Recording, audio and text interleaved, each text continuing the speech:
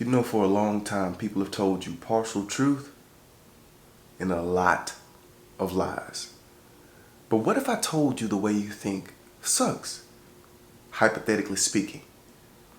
Some of you probably would believe me and others of you probably would dislike me.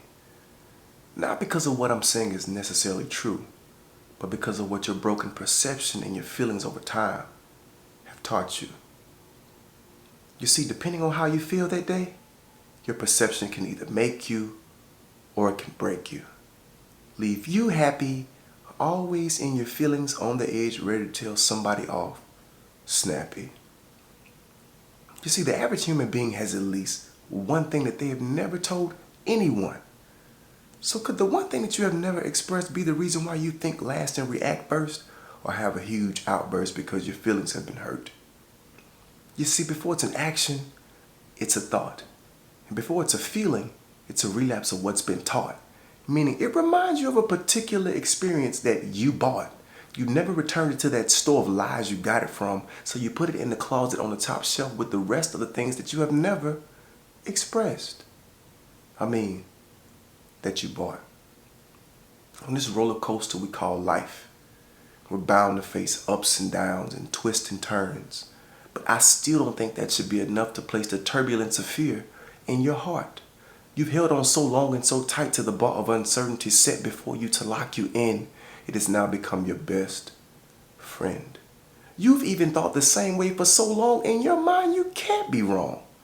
You're even auto-programmed to go left when someone offends you because it feels right.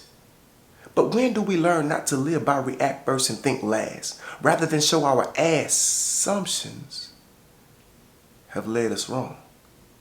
You see, you thought I cursed. It may not be how you think it is, or even how you feel it is.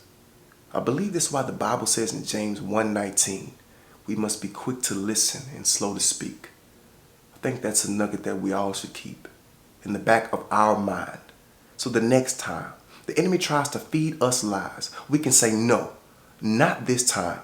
I am not my past. And no longer will you serve me lies on a dish of deception smothered in uncertainty and expect me to eat it. But it is written that man should not live on bread alone, but every word that proceeds out the mouth of God.